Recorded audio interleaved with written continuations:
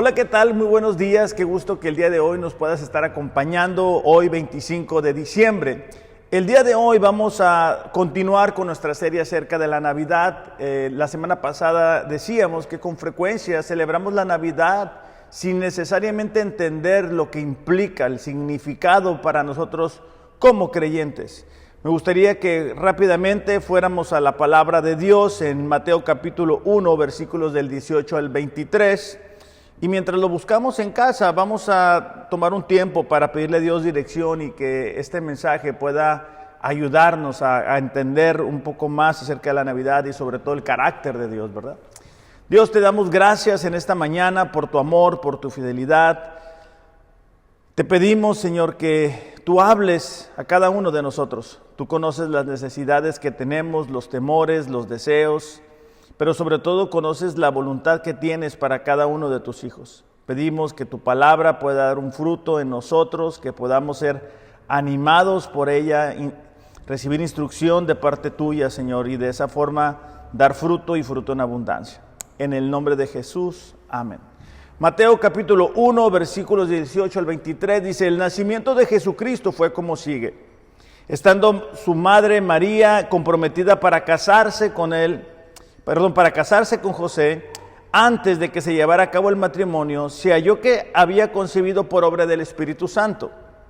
Entonces José, su marido, siendo un hombre justo y no queriendo denunciarla públicamente, quiso abandonarla en secreto. Pero mientras pensaba en esto, se le apareció en sueños un ángel del Señor diciéndole: José, hijo de David, no temas recibir a María tu mujer, porque el niño que se ha engendrado en ella es del Espíritu Santo. Y dará a luz un hijo y le pondrás por nombre Jesús, porque él salvará a su pueblo de sus pecados. Todo esto sucedió para que se cumpliera lo que el Señor había hablado por medio del profeta, diciendo: He aquí, la virgen concebirá y dará a luz un hijo, y le pondrán por nombre Emmanuel, que traducido significa Dios con nosotros. La semana pasada nos enfocamos en el versículo 21, donde explicábamos que Jesús es nuestro Salvador. Por naturaleza hemos caído, hemos fallado, y nuestro destino eterno era estar apartados del Señor en un lugar de tormento. Pero el amor de Dios fue tan grande por cada uno de nosotros que envía a su Hijo Jesucristo a morir por nuestros pecados. Siempre que nosotros pongamos la confianza en ese sacrificio, podremos recibir la vida eterna. Y por eso decíamos la semana pasada que celebrábamos el nacimiento de ese Salvador que vendría a vivir una vida perfecta y a pagar por nuestros pecados. Lo mirábamos a través del versículo 21. Pero el día de hoy nos vamos a enfocar en lo que está en el versículo 23 y es el título del mensaje. Y el mensaje se titula Emmanuel, Dios con nosotros. Desde el Antiguo Testamento podemos ver en repetidas ocasiones cómo Dios está presente con su pueblo. Dios quería expresarle a su pueblo que estaba interesado en sus necesidades, en sus intereses, en lo que ellos estaban enfrentando. Cuando miramos la construcción del tabernáculo que Dios le da a Moisés, notamos que la presencia de Dios, el tabernáculo, debería de estar en medio de las 12 tribus. Más adelante, cuando Salomón construye el templo, donde la presencia de Dios iba a morar, miramos lo mismo, el interés de Dios para que la gente, su pueblo, se diera cuenta que tenían un Dios que estaba interesado con ellos. No es un Dios indiferente, no es un Dios que se ha alejado de la creación. Miramos con frecuencia que algunas personas creen en eso. Y es muy triste porque ellos piensan que Dios simplemente hizo la creación, pero se alejó de ella y estamos a nuestra propia cuenta. Eso está muy alejado de la verdad, y cuando estudiamos la palabra nos podemos dar cuenta de que Dios siempre ha estado interesado en su creación. Ahora, con la venida de Jesucristo a la tierra, con la encarnación, esto toma una nueva dimensión. Juan capítulo 1, versículo 18 dice: nadie ha visto jamás a Dios. El unigénito Dios que está en el seno del Padre, Él le ha dado a conocer. Es decir, cuando Jesucristo vino y se encarna y vivió una vida perfecta, nos mostró realmente a una nueva dimensión el carácter de Dios. Cuando nosotros miramos que Jesús interactuaba con la gente que había pecado, con la gente en necesidad, con la gente en tristeza, con la gente que estaba siendo muchas veces oprimida, ¿verdad?, por la sociedad, y miramos el amor, la misericordia de Jesucristo, esto nos estaba mostrando el carácter de Dios. Ahora, en Hebreos capítulo 2, versículos 16 al 18, nos va a mostrar por qué era importante que Jesús viniera a la tierra, ¿verdad? Y se pudiera identificar a una nueva dimensión con lo que nosotros sentimos mientras estamos aquí. Hebreos capítulo 2, versículo 16 al 18, dice así: también sabemos que el Hijo no vino para ayudar a los ángeles. Reina Valera dice socorrer a los ángeles, sino que vino para ayudar a los descendientes de Abraham. Por lo tanto, era necesario que en todo sentido Él se hiciera semejante a nosotros. En todo sentido. Jesucristo era 100% Dios y era 100% humano, ¿verdad? Dice, sus hermanos, dice, para que fuera nuestro sumo sacerdote fiel y misericordioso delante de Dios. Entonces, dice, podría ofrecer un sacrificio que quitaría los pecados del pueblo. Versículo 18.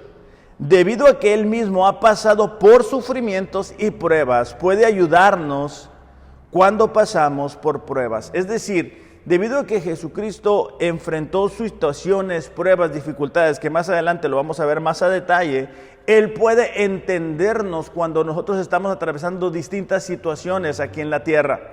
De ahí la importancia de que Jesucristo haya venido, de ahí la importancia para nosotros de celebrar que ese Salvador, que Dios con nosotros vino, ¿verdad? Y se encarnó y se puede identificar con lo que nosotros estamos sintiendo. Ahora, en Juan capítulo 14, versículos 15 al 17, vamos a ver algo que nos va a ayudar a entender un poquito mejor lo que significa Dios con nosotros. Versículo 15 dice, si ustedes me aman, guardarán mis mandamientos. Esto nos está hablando que la consecuencia del nuevo nacimiento es la obediencia a la palabra de Dios. No obedecemos la palabra de Dios para ser hijos de Dios. Obedecemos la palabra de Dios porque somos hijos de Él.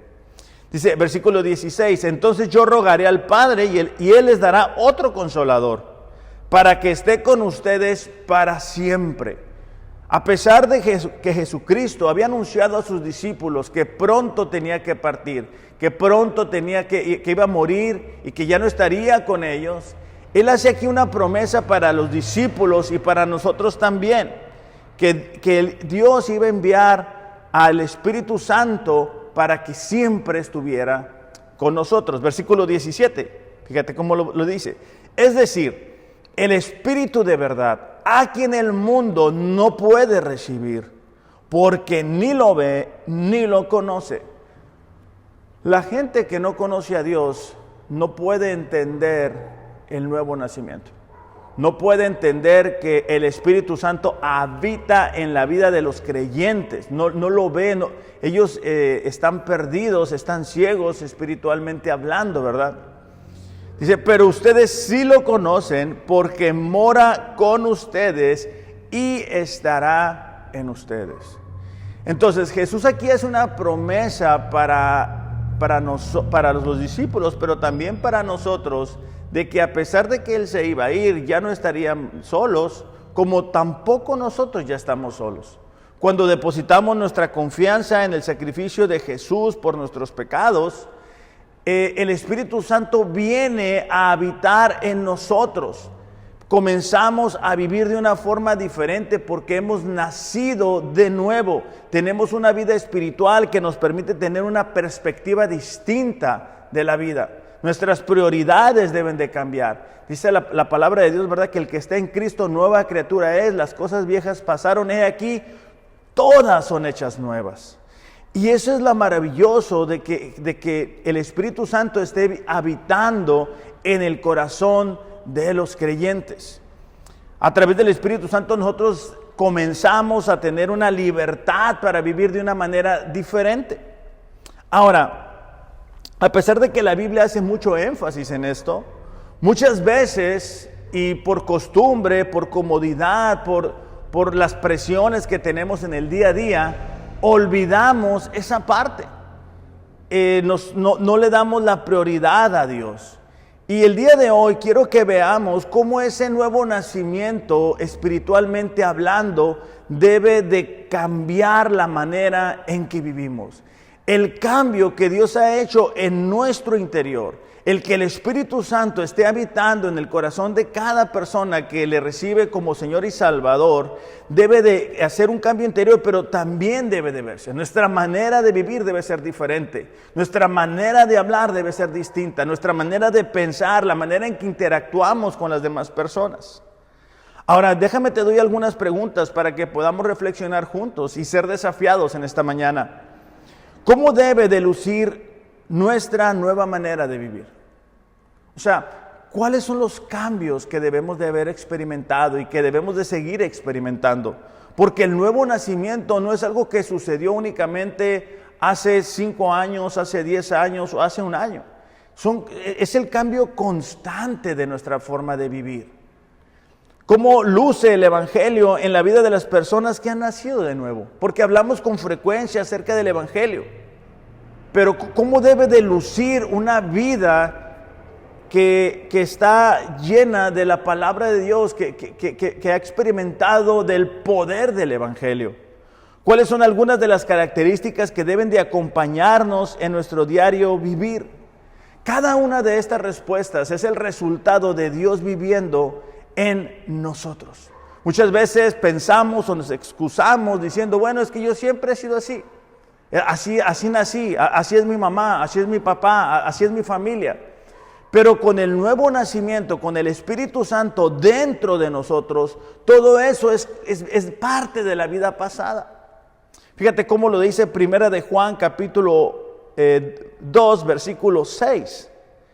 El que dice que permanece en Él, debe andar como Él anduvo. Es decir, es Jesucristo nuestro ejemplo en nuestra conducta, en nuestro diario vivir. Él nos va a ir moldeando conforme nosotros vamos desarrollando esa comunión diaria con Él. Y es precisamente en esto que nos vamos a detener en esta mañana. ¿Cuáles son algunas de esas características que deben de estar siendo parte vital de nuestra vida cristiana? La primera de ellas es la razón por la cual Jesucristo viene a la tierra, y es la humildad.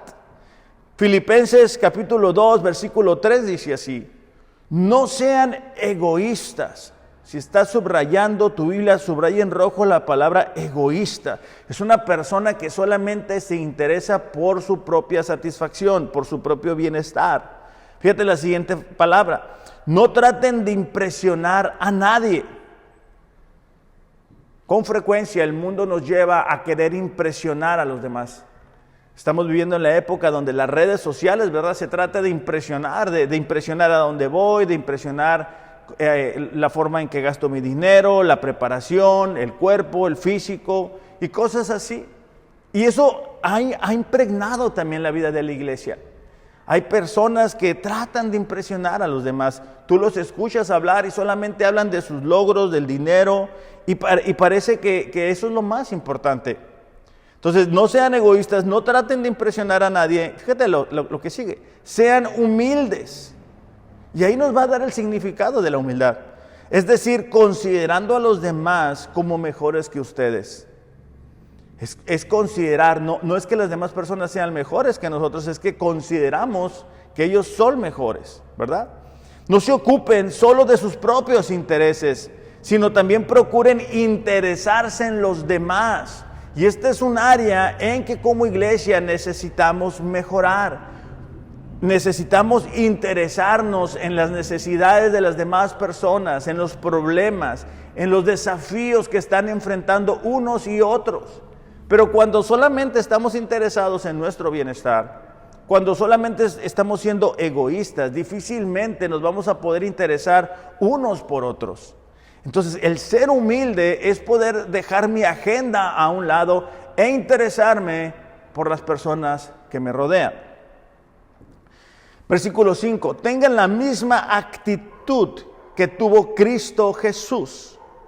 Aquí es muy interesante esta parte porque decíamos que 1 Juan 2:6 dice que el que dice que permanece en él debe de andar como él anduvo, y él anduvo en humildad.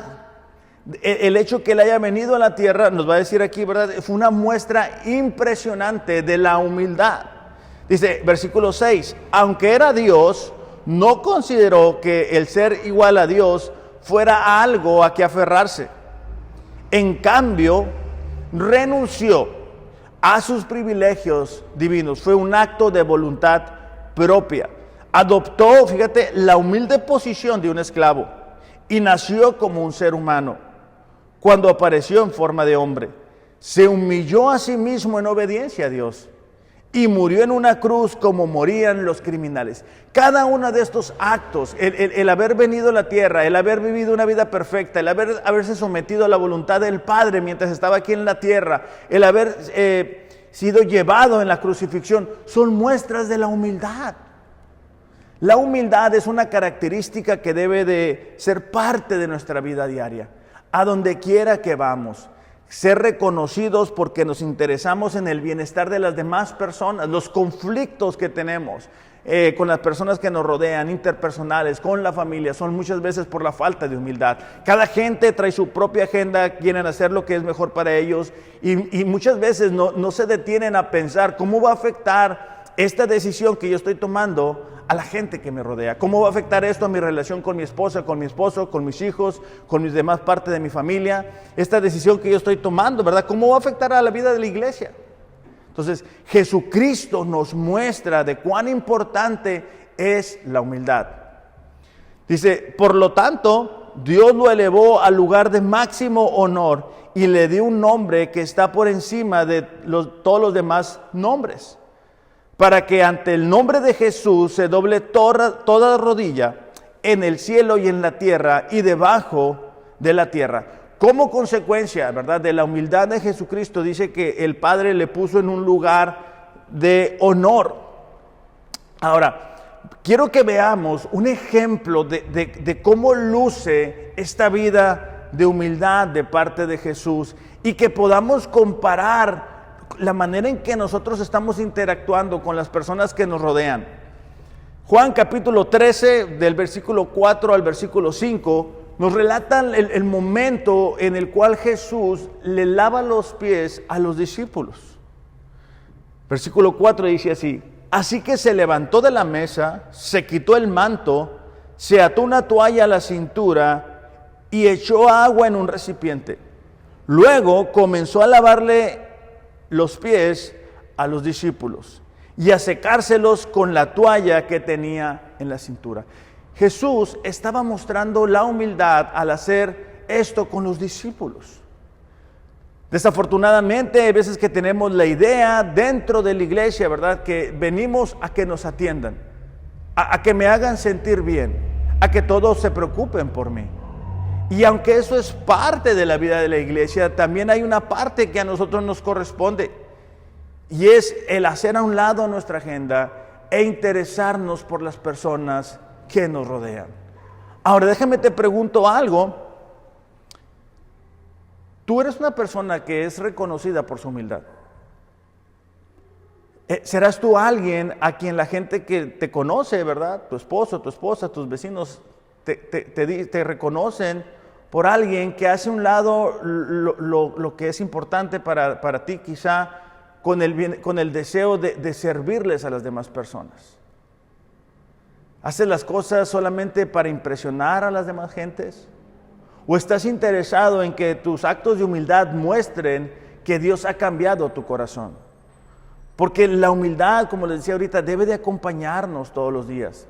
Jesús vivió una vida de humildad, una vida en la cual se interesaba por las demás personas, una vida en la cual estaba todo el tiempo buscando en qué manera podía él ser de bendición para la gente que le rodeaba. Romanos capítulo 15, versículos 1 al 3 dice: así que nosotros, los que somos fuertes, está Pablo hablando a la iglesia, debemos sobrellevar las flaquezas de los débiles y no agradarnos a nosotros mismos. Pablo estaba diciendo: Hay unos que son más fuertes en la fe, pero hay otros que son parte del mismo rebaño, de la misma iglesia, que son débiles, que batallan en cuanto a algunas decisiones que deben de tomar. Ahora, ¿qué hacemos como iglesia? Bueno, Pablo dice que los fuertes deben de ayudarle a sobrellevar las flaquezas a los débiles. No debemos de estar criticando unos a otros y decir, mira, esta persona, ¿por qué no hace esto? ¿Por qué no avanza? ¿Por qué no logra salir adelante? Sino deberíamos de nosotros ir con esa persona y ayudarle a cargar esa situación que no le permite avanzar. Dice, cada uno de nosotros agrade a su prójimo en lo que es bueno para su edificación. Como iglesia, somos un cuerpo y necesitamos edificarnos unos a otros. Y cuando somos humildes, podemos hacerlo. Cuando solamente estoy interesado en lo que yo quiero, cuando solamente es Dios y yo, ¿verdad? Cuando se acaba la reunión y yo me voy porque solamente se trata de que yo reciba y no nos interesamos en las demás personas, cuando no ponemos en práctica lo que hemos estado estudiando, bueno, esto no va a ser parte de nuestra vida. Versículo 3 dice, pues ni aun Cristo se agradó a sí mismo. Antes bien, como está escrito, los insultos de los que te injuriaban cayeron sobre mí. Entonces, ni Jesús mismo se agradó. Jesús mismo nos da el ejemplo de cómo podía vivir una vida de humildad. Y eso es parte de nuestra vida como iglesia, pero recordando esto, al salir de estas cuatro paredes, también somos iglesia. O sea, cuando estamos con nuestra familia, ahora que estaremos conviviendo con ellos durante algunos días, ellos deberían de reconocernos por nuestros actos de humildad. Seguimos siendo iglesia aunque no estemos aquí. Ahora, lo siguiente, y vamos a ir dándonos cuenta cómo cada uno de estas características o virtudes están unas sobre las otras, ¿verdad? Lo siguiente es una vida de servicio. Jesús nos capacita y nos habilita para vivir una vida de servicio. Es muy interesante cuando miramos, ¿verdad?, en los evangelios que Jesús les está contando a los discípulos acerca de que Él va a sufrir, que lo van a crucificar, ¿verdad? Que Él está próximo a separarse de los discípulos. Pero en medio de todo esto, lo que nos sorprende cuando leemos en Mateo capítulo 20, el versículo 25, un poco antes del versículo 25, nos muestra cómo dos de los discípulos de Jesús le preguntan que si ellos pueden ser los líderes, que si ellos pueden ser quienes tengan un mayor rango o una mejor posición, ¿verdad? Y es algo triste, ¿verdad? Como a veces miramos que en las iglesias las personas buscan los primeros lugares, quieren ser los más importantes, pero sin necesariamente querer tener una vida de servicio. Mateo 20:25 responde a la pregunta de estos dos discípulos acerca de que quieren ser los líderes, ¿verdad? Los más importantes. Así que Jesús los reunió a todos y les dijo: ustedes saben que los gobernantes de este mundo tratan a su pueblo con prepotencia y los funcionarios hacen alarde de su autoridad frente a los súbditos. Pero entre ustedes debe de ser diferente. Aquí nos va a comenzar a hablar de cómo el Evangelio cambia nuestra manera de pensar para poder cambiar nuestra manera de vivir. Jesús está diciendo, la gente que no conoce a Dios hace alarde, utiliza la autoridad para servirse. Pero entre ustedes, es decir, entre los discípulos, entre los nuevos nacidos, debe de ser diferente. El que quiera ser el líder entre ustedes deberá de ser el sirviente. El que quiera ser el primero entre ustedes deberá de convertirse en esclavo. Y en el versículo 28 nos va a dar la razón. Dice, pues ni aun el Hijo del Hombre vino para que le sirvan, sino para servir a otros y para dar su vida en rescate por muchos. Jesús estaba diciendo, ni siquiera yo he venido para que me sirvan, yo mismo he venido para servirles. Hace rato leíamos el pasaje donde Jesús lava los pies de los discípulos. Él estaba dando ese servicio.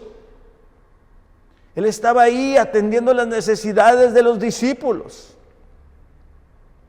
Pero ¿qué será de nosotros? estaremos nosotros teniendo una vida de servicio aquí en la iglesia. Estaremos prestando para la edificación de las demás personas los dones, los talentos que Dios nos ha dado. Es interesante porque de repente escuchamos a personas que dicen que ellos no quieren servir en la iglesia, que todavía no es el tiempo. Pero eso es lo que nosotros decimos, es lo que nosotros pensamos. Pero Juan capítulo 13, versículo 12, nos va a decir lo que la palabra de Dios dice.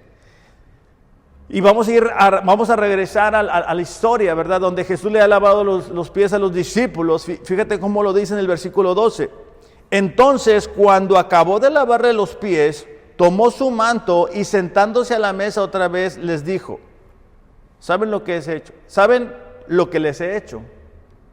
Ustedes me llaman maestro y señor y tienen razón porque lo soy. Pues si yo, el Señor y el Maestro, les lavé los pies, fíjate la siguiente parte, ustedes también deben lavarse los pies unos a otros. Él estaba diciendo, deben de hacerlo. Es un acto que ustedes deben de llevar a cabo, es una obligación, es parte del llamado a los discípulos, a los nuevos creyentes. No es opcional el servicio. En una iglesia todos deberíamos de estar sirviendo, algunos en unas partes, algunos en otras partes, pero todos deberíamos de estar apoyando al funcionamiento de la vida de la iglesia. Entonces Jesús, todos deben lavarse los pies unos a otros. Y en el versículo 15, una vez más, nos va a dar la razón. Porque les he dado ejemplo, para que como yo les he hecho, también ustedes hagan. Es decir, Jesús estaba diciendo, yo les he mostrado cómo es la vida de servicio. Han visto cómo yo lo he hecho. Entonces, eso implica para nosotros como creyentes, como partes de la iglesia, el poder despertar, el poder decir, ¿sabes qué? No puedo seguir en la banca, ¿verdad? Necesito servir, necesito levantar la mano, necesito ser parte de lo que la iglesia está haciendo. A veces tenemos esa idea, ¿verdad?, de que me voy a quedar aquí sin hacer algo por más tiempo. Y los años pasan, el tiempo pasa y el tiempo pasa y vienen otras situaciones y ahí tenemos algún tiempo ya, ¿verdad?, sin estar necesariamente siendo parte de la vida de servicio de la iglesia. Fíjate cómo lo dice Hechos capítulo 20, versículo 34. Dice así, ustedes saben que mis dos manos han trabajado para satisfacer mis propias necesidades e incluso las necesidades de las que estuvieron conmigo. Es Pablo hablando, ¿verdad? Dice, ustedes saben que mis manos me sirvieron para mis necesidades, pero también para las necesidades de las demás personas. Es decir, estaba sirviéndoles. He sido un ejemplo constante. Fíjate la palabra, ejemplo constante de cómo pueden ayudar con trabajo y esfuerzo a los que están en necesidad. Deben recordar las palabras del Señor Jesús que dicen, hay más bendición en dar que en recibir. Entonces Pablo estaba diciendo, yo he servido con mis manos a mis necesidades, pero también a las necesidades de la gente que me rodea. He sido un ejemplo para ustedes. Y eso nos lleva a preguntarnos si nosotros estamos siendo un ejemplo de vida de servicio aquí en la iglesia, en nuestra casa, en nuestro trabajo. Y si no, pedirle a Dios que nos ayude para poder ver esas oportunidades en las cuales nosotros podemos ejercitar nuestra vida de servicio. Porque a veces Dios permite que la gente que nos rodea estén atravesando una situación difícil para que seamos nosotros siendo un instrumento que Él usa en un acto de servicio para bendecir al hermano o a la hermana. Entonces, ya llevamos dos, ¿verdad? Lo primero es la vida de humildad y lo segundo es la vida de servicio, gracias a que tenemos al Espíritu Santo, ¿verdad? Porque esto no es algo que se nos dé por naturaleza, ¿verdad? Sí, por el contrario, es Dios a través de nosotros, es Dios en nosotros cambiándonos nuestra manera de pensar, nuestra manera de vivir, porque por naturaleza queremos que nos atiendan, que nos ayuden, siempre se va a tratar de nosotros. Lo tercero es una vida de obediencia. Juan capítulo 4, versículo 34, Es un texto muy interesante porque nos muestra cuán importante era para Jesús la obediencia. Entonces Jesús explicó: mi alimento consiste en hacer la voluntad de Dios, quien me envió, y en terminar su obra. Jesús dice, lo más importante es la obediencia. Y aquí muchas veces nos excusamos por diferentes razones, por diferentes sentimientos, por diferentes circunstancias. Y precisamente en esto me quiero enfocar, porque a lo mejor no obedecemos a Dios porque estamos atravesando un momento difícil, un momento de tristeza. Y Jesús nos muestra cómo en medio de la tristeza se puede seguir obedeciendo. Mateo 26, 37 nos cuenta de la oración en el Getsemaní, y dice así: tomando con él a Pedro y a 2 hijos de Zebedeo, comenzó a entristecerse y a angustiarse. Jesús estaba en su último tiempo aquí en la tierra, ¿verdad? Y él toma a Pedro y a los 2 hijos de Zebedeo, y le expresa que estaba triste y que estaba angustiado. ¿Cuáles son algunas de las razones por las cuales Jesús estaba entristecido? Bueno, él iba a ser traicionado por Judas, uno de sus discípulos. Los demás discípulos lo iban a abandonar totalmente, ¿verdad? Y sobre todo la separación de Dios Padre por el peso del pecado que él iba a cargar en nuestro lugar. Fíjate cómo lo dice en el versículo 38. Mi alma está destrozada de tanta tristeza, hasta el punto de la muerte. Quédense aquí y velen conmigo. Versículo 39. Él se adelantó un poco más y se inclinó rostro en tierra mientras oraba. Padre mío, si es posible que pase de mí esta copa de sufrimiento. Sin embargo, fíjate cómo lo expresa, ¿no? Sin embargo, quiero que se haga tu voluntad y no la mía. Jesús estaba comprometido en que se cumpliera la voluntad del Padre, a pesar de lo que él estaba sintiendo, a pesar de lo que estaba mirando, ¿verdad? Y eso nos debe de ayudar a nosotros en esos momentos difíciles, ¿verdad? Que sabemos lo que la palabra de Dios dice, a estar comprometidos en hacer lo que Dios nos ha dicho. La palabra de Dios está llena de principios que nos permiten superar cualquier circunstancia que estemos enfrentando. Pero cuando no estamos en contacto con ella, cuando no nos exponemos a ella, cuando no tomamos un tiempo diario, ¿verdad?, para que Dios nos pueda hablar, cuando no meditamos en la palabra de Dios durante el trabajo. Yo sé que algunos de ustedes, ¿verdad?, trabajan todo el día, pero de ahí la importancia de comenzar nuestro día leyendo la palabra, buscar durante el día, estar reflexionando, meditando acerca de lo que hemos leído, qué significa, qué impacto tiene eso para mi vida, qué es lo que Dios me está mostrando. Entonces todo eso sucede y todo eso nos prepara para poder cumplir la voluntad del Padre en medio de cualquier situación que estemos enfrentando, como la tristeza. También, ¿verdad?, en medio de las tentaciones. Hebreos capítulo 4, versículo 15 al 16 dice: porque no tenemos un sumo sacerdote que no pueda compadecerse de nuestras flaquezas, sino uno que ha sido tentado en todo como nosotros, pero sin pecado. Recordamos que en Mateo capítulo 4 nos muestra cómo Jesús fue tentado, ¿verdad? Y en cada una de esas tentaciones Él dice: escrito está. Y así deberíamos de nosotros también contestar a las tentaciones, para poder seguir siendo ejemplo en una vida de obediencia. Versículo 16 dice: por tanto, acerquémonos con confianza al trono de la gracia, para que podamos recibir misericordia y hallemos gracia para la ayuda oportuna. Debido a que tenemos un sumo sacerdote que es Jesucristo, que vivió una vida perfecta, que experimentó de las tentaciones, podemos pedirle a Él que nos ayude en medio de lo que estamos enfrentando. Jesucristo se puede identificar con nosotros porque Él estuvo aquí en la tierra. Él sabe cuando nosotros sentimos diferentes cosas y que a veces es difícil para nosotros cumplir la voluntad del Padre.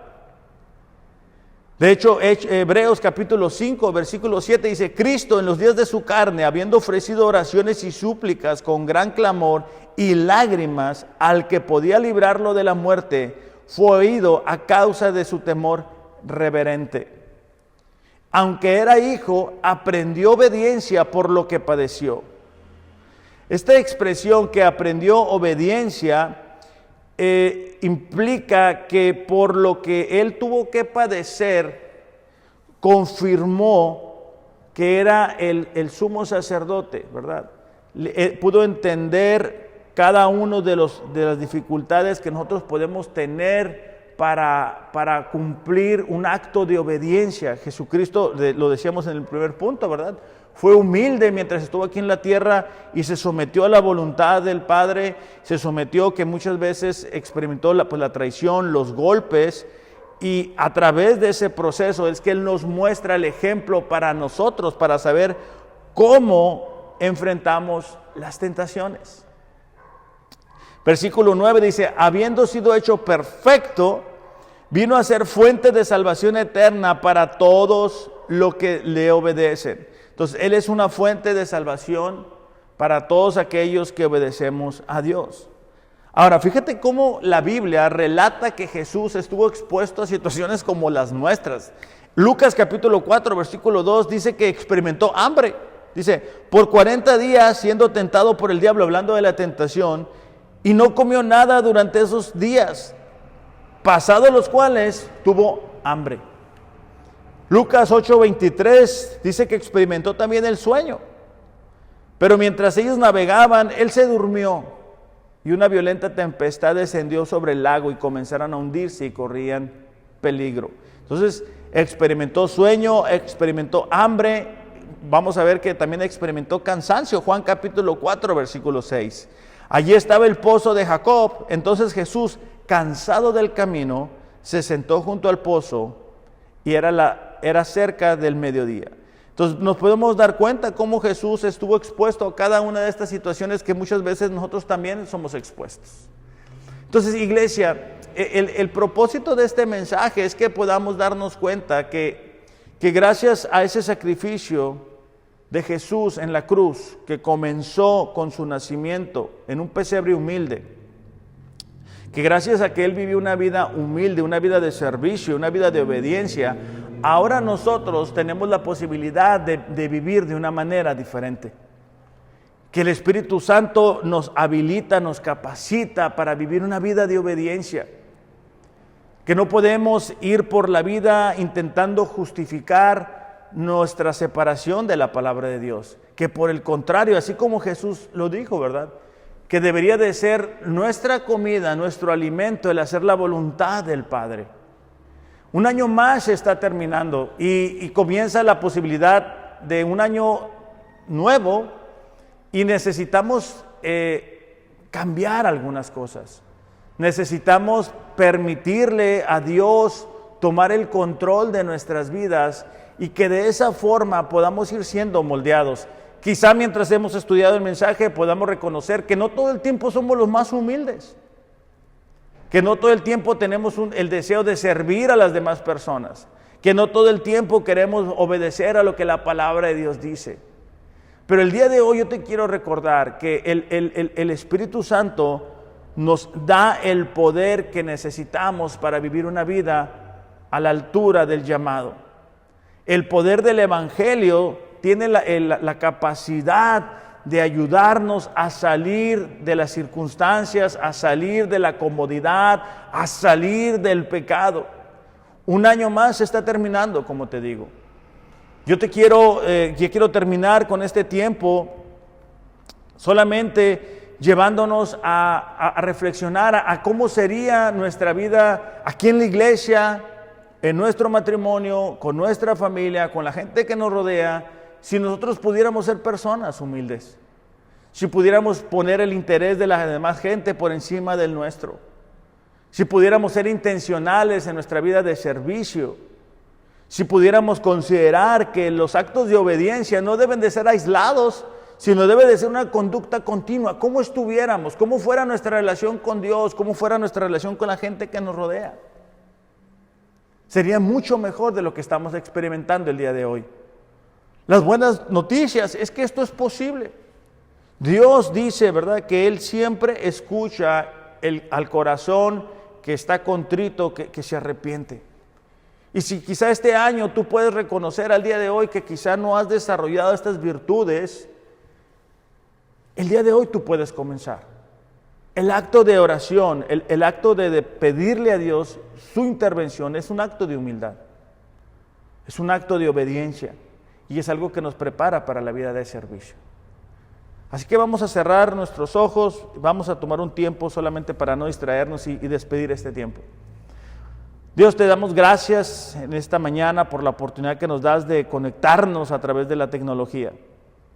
Te damos gracias, Señor, porque no estamos solos, porque tu Espíritu Santo está en la vida de cada una de las personas que te hemos recibido como Señor y Salvador. Te pedimos que podamos reconocer si estamos viviendo una vida de humildad, una vida de servicio, una vida de obediencia. Y si no es así, Señor, que nos ayudes a hacer los cambios y los ajustes necesarios. Que esta nueva temporada que comienza, Señor, tú nos ayudes a tener un tiempo de comunión contigo, un tiempo de estar en tu palabra, de estar en oración, de que podamos una vez más hacerte la prioridad de nuestras vidas, para que a través de nuestra comunión contigo tú hagas los cambios en nuestro interior. Te damos gracias, Señor, porque no depende de nuestra capacidad o habilidad, sino depende, Señor, de que tú eres capaz de producir eso en nuestras vidas. En el nombre de Jesús, amén. Iglesia, pues que sigan teniendo un excelente domingo en compañía, ¿verdad?, de sus familias, de sus seres queridos. Ya saben, los amo, pero Dios les ama más. Gracias.